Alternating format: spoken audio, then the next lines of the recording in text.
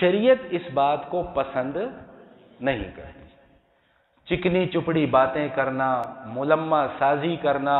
چرب زبانی کرنا، شریعت اس بات کو پسند نہیں کرتی۔ حضور اقدس صلی اللہ علیہ وآلہ وسلم ارشاد فرماتے ہیں کہ تم میں سے کوئی شخص اپنا مقدمہ میرے پاس لے کر آتا ہے، دو فریق میرے پاس آتے ہیں، ان میں سے ایک فریق چرب زبان ہے، اپنی چرب زبانی کی وجہ سے وہ اپنا مقدمہ بہتر انداز میں میرے سامنے پیش کر دیتا ہے اور میں اس کے حق میں فیصلہ کر دیتا ہوں۔ حضور اقدس صلی اللہ علیہ وآلہ وسلم ارشاد فرماتے ہیں اگر اس کی چرب زبانی کی وجہ سے، فرمایا کیونکہ میں بھی تمہاری طرح کا انسان ہی ہوں نا، اگر اس کی چرب زبانی کی وجہ سے میں کوئی فیصلہ غلط اس کے حق میں کر دوں تو فرمایا کہ میں نے آگ کا ایک حصہ کاٹ کر اس کو دے دیا، تو اسے چاہیے کہ وہ اس میں سے کچھ نہ لے۔ چرب زبانی اللہ کو پسند نہیں ہے، ملمہ سازی کرنا اللہ کو پسند نہیں ہے، اور دینداری کے اندر تو چرب زبانی اور ملمہ سازی کی حیثیت ہی کوئی نہیں ہے۔ میں کسی بہت بڑے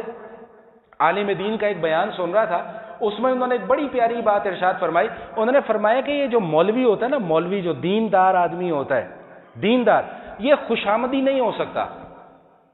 یہ چاپلوس نہیں ہو سکتا، یہ ملمہ ساز نہیں ہو سکتا، یہ چرب زبان نہیں ہو سکتا۔ فرمایا کہ اگر کوئی آدمی مولوی بھی ہو اور وہ ملمہ ساز بھی ہو، چاپلوس بھی ہو، لوگوں کے سامنے ہاتھ جھکائے پھرتا ہو، تو فرمایا کہ وہ مولوی کہلانے کا مستحق نہیں ہے۔ یہ باتیں تھوڑی سی سخت ہو جاتی ہیں، لیکن جو حقیقت ہے وہ حقیقت ہے۔ حضور علیہ الصلوۃ والسلام ایک موقع پہ ارشاد فرماتے ہیں کہ ہمیشہ حق بیان کرو، چاہے کسی کو اچھا لگتا ہے لگے، نہیں لگتا نہ لگے، پرواہ نہیں کرنی، حق بیان کرنا ہے۔ منبر کا تقاضا یہ ہے، اور میں ہمیشہ اس موقع پہ یہ بات کیا کرتا ہوں کہ ہم نے سنجیدہ علماء کرام کو تو اٹھا کر پیچھے پھینک دیا، ہم نے جگت باز مولویوں کو ممبروں پر لا کر بٹھا دیا۔ کوئی اپنی شادیوں کے قصے سنانے پہ لگا ہے تو اس بیچارے کے پاس اور کوئی تقریر ہی نہیں ہے، جب سنو بیان تو شادی یہ ہو گئی، یہ ہو گیا، یوں کر لو یوں کر لو، ایک شادی چھوڑو 4 شادیاں کر لو، 4 چھوڑو 6۔ اللہ کے بندو، دین کیا شادیوں کے اندر بند ہو گیا کہ اب صرف شادیاں ہی کرواتے ہیں لوگوں کی؟ ٹھیک ہے وہ دین کا ایک حصہ ہے، لیکن پورا کا پورا دین تو نہیں ہے۔ ایک بیٹھے گا ممبر پہ تو وہ لطیفے سنانا شروع کر دے گا، وہ ایسی بےہودہ قسم کی جگتیں مارے گا کہ علامان حفیظ، یار یہ ممبر رسول ہے بھائی، اس کی کچھ حرمت ہے، اس کا کچھ تقدس ہے، اس کے کچھ آداب ہیں، کم از کم اس کا تو خیال رکھیں۔ دیکھیں ایک آدمی، آج میں پڑھ رہا تھا، کسی نے بڑی اچھی بات لکھی کہ ایک حکایت ہے یا ایک کہاوت سمجھ لیں اس کو، یا ایک تجربہ سمجھ لیں کہ 2 بچوں کو بھیجا گیا، ایک کو بھیک مانگنے کے لیے بھیجا گیا، ایک کو کچھ پھل یا سبزی دے کر مارکیٹ میں فروخت کرنے کے لیے بھیجا گیا۔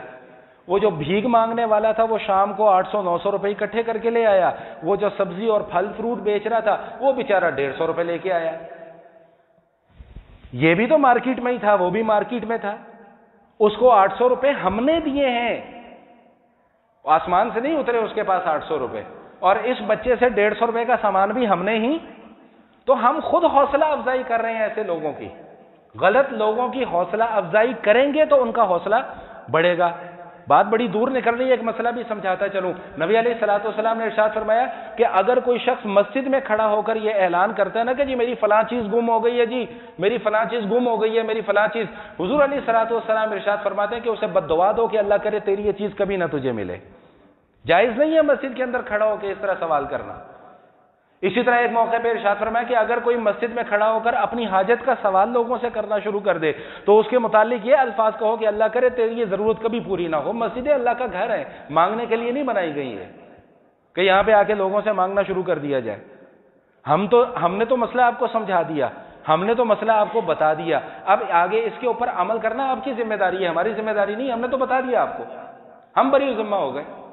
لیکن اس کے باوجود کیا ہوتا ہے، ہمیں پتہ ہے کہ یہ بندہ پروفیشنل ہے، پھر جاتے جاتے کوئی اسے 10 تھما دے گا، کوئی 20 تھما دے گا، کوئی 50 تھما دے گا، کوئی 100 تھما دے گا، وہ تو شیر ہو جائے گا۔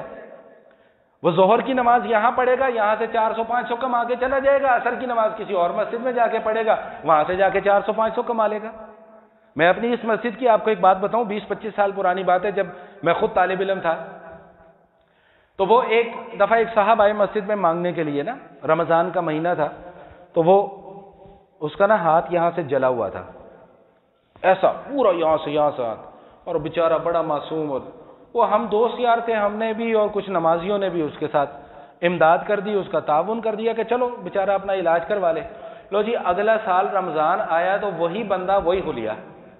وہ یہ سمجھ رہا ہوگا کہ لوگ بھول بھلا گئے ہوں گے, اب ہم تو نہیں بھولے, ہم نے اسے پکڑ لیا کہ یار یہ ایک سال میں تیرا ہاتھ ہی نہیں ٹھیک ہوا ابھی تک. تو بات سمجھ رہے ہیں کہ نہیں سمجھ رہے؟ تو ایسے لوگوں کی حوصلہ شکنی کرنی چاہیے, حوصلہ افزائی نہیں کرنی چاہیے.